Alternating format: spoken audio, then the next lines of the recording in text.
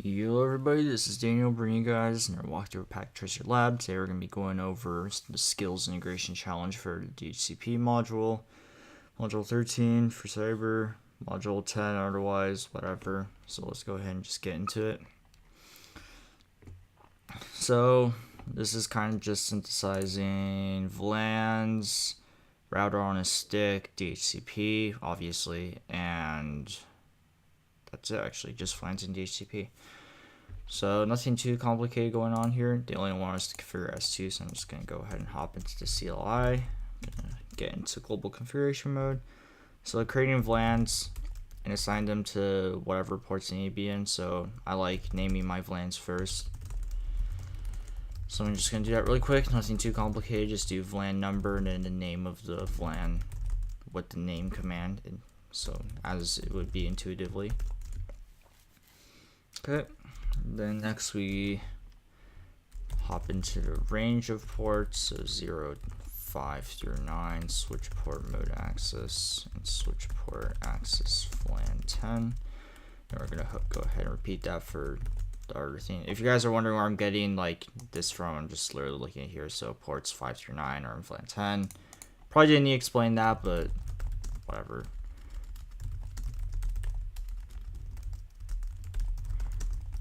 So I'm just gonna go ahead and keep on doing that for other ones.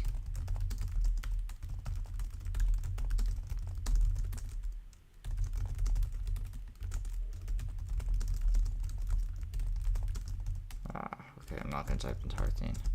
It's faster. Alright, so we got that done. What else now? Configure S2 ports for trunking. Alright, so we're just going to be literally, it's hard to see, but, and it's not documented here, but ports F01 through 04 are set aside for trunking. That is for connections that are switches, so, oh shoot, I messed up. It's in range hot. Int, and we're just going to run switch port mode trunk, and because I like being extra, I'm also going to run no negotiate for security, and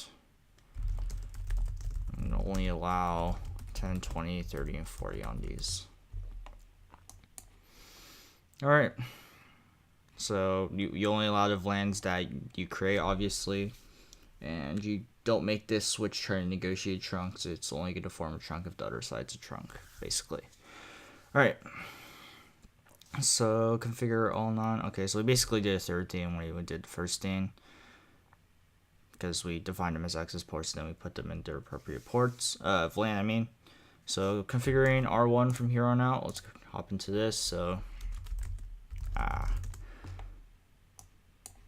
literally all you have to do here is just copy off of the topology table here. So let me just literally copy off this, and I guess if you wanted to challenge, you could, oh shoot, whoops, you could always just translate these subnet masks to decimal,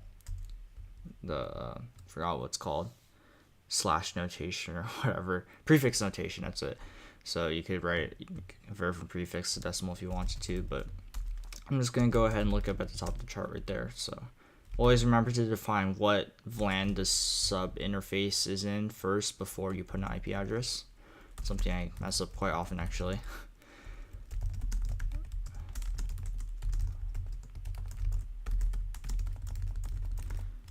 This is 240, making sure I'm not mistyping anything.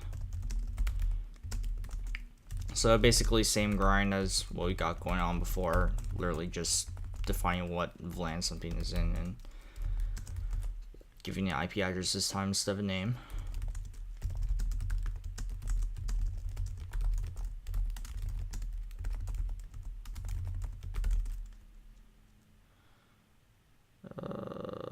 Alright, and once you're done with that, don't forget to shut the port you're making sub interfaces out of, because if you don't do that, then all of the sub interfaces are still going to be shut down, so they're essentially going to be useless even though you configured them. Not going to worry about gigabit Ethernet 01, which is connected to the ISP for now, because we're going to do that later. So now let's configure our DHCP pools. Oh my gosh, DHCP pool, VLAN 10. Same deal here. You don't have to convert it by hand yourself like the prefix notation to decimal notation. You can always just look at the topology table, except instead of .1, we're now typing .0 because we want the network address of the particular subnet in question. And I already noticed DNS server here, but it actually says right here configure DNS server 209.165.201.14 for each pool. So that's what I'm doing here with DNS server command.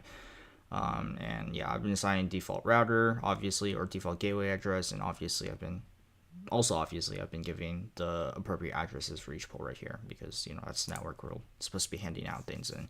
I'm gonna get to excluding addresses after I'm done configuring this. So 201.14, and I think that's it. So I'm just gonna move on to the next pool. Again, same grind. It's just configuring network, default router, DNS server, and then after all this, exclude addresses. So nothing really crazy going on here. 255, 240. 21, and then I'm gonna do DNS server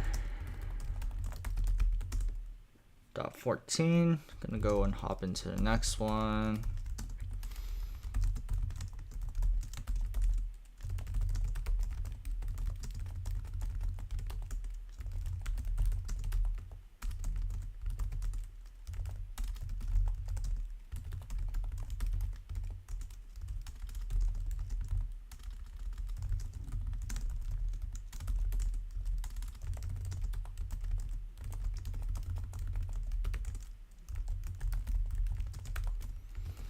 So yeah, not making much commentary here because there is not much commentary to be made. I'm just literally only changing the subnet mask.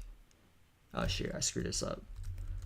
I don't think it really matter, but yeah, there's not much to commentate on. It's just literally me changing the network address, the subnet mask, and the default gateway address, but that's pretty much it. Nothing too interesting going on here. It's just the same commands over and over again, which is good, I guess, if you want to get that practice and memorize these commands.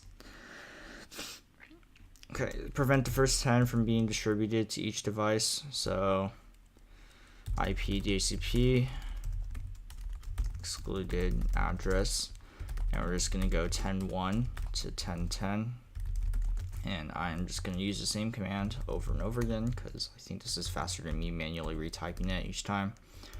Doesn't really matter what subnet it's part of. We all know that it's the same like first 10 anyway, right? So you can just add this and go from 1 to 10 and we're good. And now we're going to assign. I did miss something, I think, so I'm going to have to go back to that, but we can look at that later. Probably just mistyped something. All right, so this works.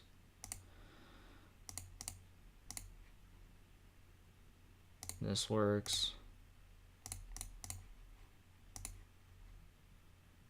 This works. And this works. Cool. And last but not least, let's go over here. Configure R1 as a DHCP client so it receives an IP address on the ISP network. So first of all, let's just go ahead and no shut this and then run the IP address DHCP command. What this will do is make the router essentially do the same thing as what I was doing on the PCs when I changed it from static to DHCP. It will request for a DHCP address across this link once it comes up. So I'm just going to go ahead and fast forward time so we don't have to wait on it. Yeah, and there we go. So it got assigned a DHCP address by something's ISP cloud. Oh, and actually that's 100%, so I didn't miss anything. All right, cool.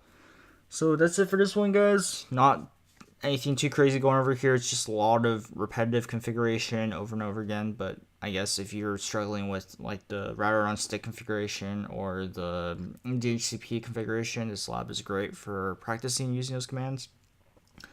But I guess aside from that, I'm pretty much done here. So thanks for watching, guys, and I'll see you guys in the next video.